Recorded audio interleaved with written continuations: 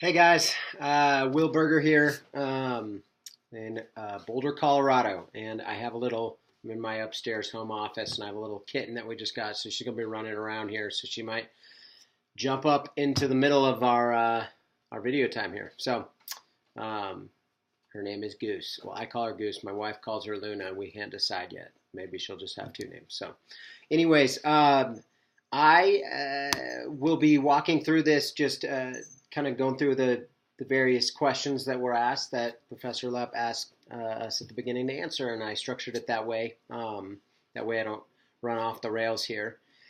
I'm going to be writing my paper on the characters, focusing on the characters of Gideon and Samson. So Gideon's in Judges 6 through 8, Samson 13 through 16. And I'm going to be walking through them, and I'm going to be comparing them and contrasting them as these fallible and broken heroes. They're broken, and yet at the same time they have been chosen by God and play these heroic roles. And I picked this topic for a lot of reasons, probably too much to name anywhere, even in the paper. But as we've gone through the course of continually wrestled with the question of why various characters get put in the narrative, and I know that's been a lot of the questions that we've asked over the course of this class, and what judgments are we being led to make over their morality, their character, their connection with Yahweh, and specifically these characters, why these various characters that end up being judges, specifically the ones who are judges or deliverers, and yet they still have these obvious character flaws. And it has personal meaning to me, as I've witnessed a lot of people who have done a lot to shape and mold me in my own faith, in my own walk, and disciple me, and yet they fall spectacularly. And then, a lot of people on the national stage, as we know, and I'll talk about that in a little bit later. But I've wrestled with the ways that I and other people have had to sift through someone's deep failure and still see the nuggets of truth and wisdom that God's spoken through them. That's something it's really hard for me to reconcile those things, and yet it's both biblical. I'm going to argue that we see this in Judges, and I see it again and again in my own life. So, as far as the questions that initially intrigued me about this passage, I've been a few things. I've been fascinated with Ryan's attempts to put this positive spin on the characters, and I found it interesting to compare his analysis with either kind of the more negative assessments that tended to come out of the chapters in the Yi book and with the criticisms, specifically the feminist critiques, or just kind of the nuanced version of events that Webb presented us. And it got me thinking, and some of the questions I want to pose are, do we need to make these wholesale character judgments in order to reconcile the truth in the text?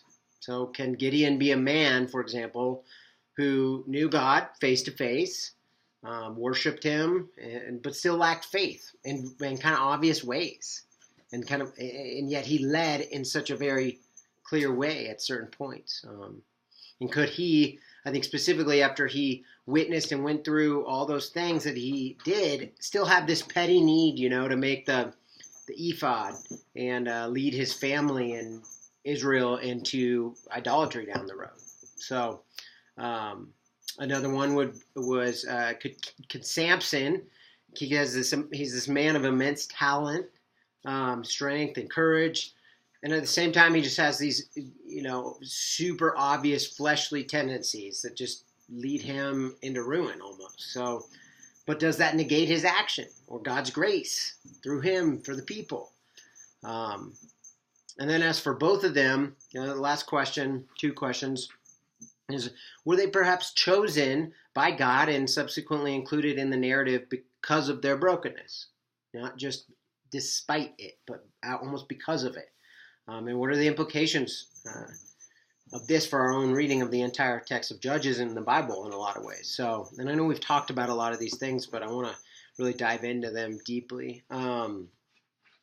So the question, what have I learned so far about my question, and have my opinions changed, and what tentative conclusions have I reached? I would say that by studying how they both had these clear failures and shortcomings, but they were used in these powerful, heroic ways by Yahweh,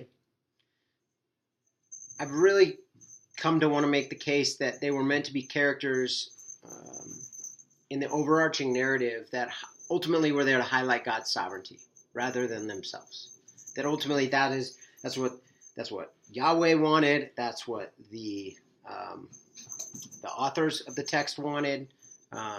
That's this conclusion I've come to. So in other words, I want to argue that it was precisely because of their ambiguousness that they were included as focal points in the narrative and were each commissioned by the Lord in the ways they were. Like, think about the angel of the Lord, being involved in both of their commissionings in different ways. That's a big part of the narrative. So it's very similar to other characters throughout the biblical narrative as well. As thinking back to what Professor Lepp said about how it's rare for ancient literature to be so self-critical. And I've used that again and again in my own teaching and my own pastoral work to reminding myself of this body of literature that is the Bible and how unique it is. And I think of David, the man who kind of next to Moses is more important than perhaps anyone in Jewish history, right? And he's just this deeply flawed character, along with Moses also. Moses didn't even go into the promised land, which I always was depressed about as a kid. I never could figure it out. I was like, Moses, man, he had it so crappy, But these authors still have no qualms with sharing the deepest, darkest parts of David's life and Bathsheba, and yet including it in there. And that's interesting for somebody supposed to be this, cultural focal point for the Jewish people and their faith. So, and their nation. As far as just what do I think the text meant to its original readers or hearers, I think if my hypothesis is correct, that the leaders and judges, Gideon and Samson as examples, were always supposed to be seen as these fallible and broken heroes, it would follow that the original hearers would be then drawn to Yahweh in their conclusion as the only righteous and perfect leader. That ultimately that was the point of it all. And this would go along with the Deuteronomist school of thought regarding the monarchy and the trappings of the monarchy. And I, clearly, even though there's that line in that gets repeated that the people were doing as they desired because there was no king in the land.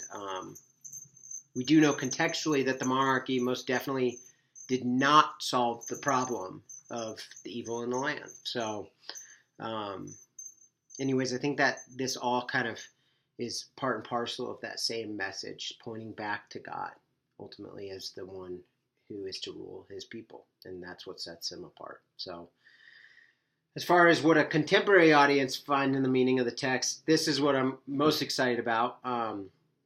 Because I believe that the application of this study is myriad in today's world. And we live in this time where we both, I think, elevated leadership and influence and celebrity to this place of the divine almost, right? But we're subsequently being disappointed all the time by the people we've elevated, and we as a culture as a whole, and we're taken advantage of, and we're lied, and we're manipulated by those. They become these larger-than-life figures, and then they're just human. But, almost like who's to blame there, right? And culturally speaking, humans have always seemed fascinated with those in power. And I think we look to project our own images and our hopes and dreams on those who seem untouchable. And we've kind of put a lot onto them, or they're wealthy, or they're powerful, or they're gifted, or smart, or whatever, larger than life. And I think with this 24-hour news cycle, it just reflects our fascination with for instance, the office of the president and other political leaders and just the craziness going on in our country right now. Sports figures, business tycoons, social media stars, these people that, we all just feed their power and their influence, and yet we seem shocked, dismayed, angry, surprised when they take advantage of it. And so many always do. And so I think, taking that kind of at a different level from a church perspective, I think the same principle holds true. And I think we live in a time of the celebrity pastor, right? Or the leader or the podcast teacher or the leadership guru or whatever. And we have these countless people across the country who've drawn these massive followings of themselves. Their methods, their charisma, their culture building, whatever, their podcasts, we listen to them, right? And the number of megachurches in the country is just astounding to me. You're like, how many megachurches could there be, you know? And I think that having worked in a large church, not a megachurch, but a large church for many years, I do not currently, but as a youth pastor in a church of a few thousand people, I'm just constantly being judged, myself, internally, externally, by the numeric growth that we achieved, whether through our youth ministries or just, and that's what we'd have meetings. What's our attendance like? How many new members? Whatever. I mean, it's growth, attendance. But at the same time, I think we've watched a lot fall in spectacular ways over the last 30 years. So they were great evangelists, but at the end of the day, people look to them, put more than them in them than they probably should have. And I think that's accelerating. It's always in the news, and I don't even need to name the examples because I'm sure we all have them. So, and similarly to the failure of leaders in secular culture, we act shocked and surprised that these people led double lives, right? And though even the people that are shocked and surprised are leading double lives themselves, but they're going, well, no, I'm not a pastor. We just put people in these crazy places. So anyway, all that to say, the questions that I'd like to explore is what does this say about ourselves as those in the public, right? Just people who are looking to elevate others. What does that say about us? Just as what did it say about Israel, that they wanted to elevate these men and women to these places, mostly men, as we know. Though we might not be, though they may not be our judges or kings, right? They're not necessarily at that level. We still look to them for deliverance and guidance and tell us what to do and almost take their faith and make it our own or something.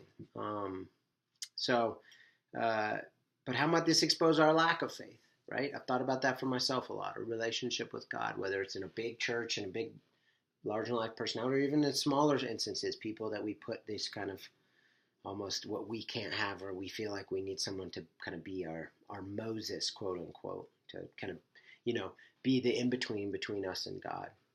And then lastly, I think using this example of Gideon and Samson and just really thinking through, like, how are we similar to the Israelites in our rejection of God's warnings to look to these men and women, and how can we learn that, like, ultimately God uses anything and anyone, and they're not to be the people that we worship, but that ultimately we don't have to celebrate someone's fall, from grace, but we don't have to have our lives wrecked by them, because ultimately the point is that we're being drawn back to God as the one who is the only righteous leader and the only one who can truly satisfy and guide us.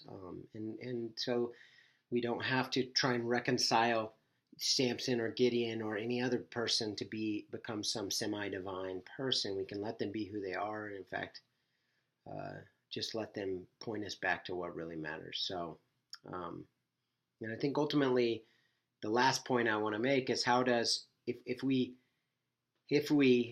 elevate people and we look at these people to be almost mediators between us and God, as opposed to understanding the Lord's heart for us, how does that negate Christ? And that's kind of the last point I'd like to explore on this. So I don't know, it feels long-winded, but that is, it's a little bit longer than 10 minutes. So anyways, that's all I got. Looking forward to it. Thanks.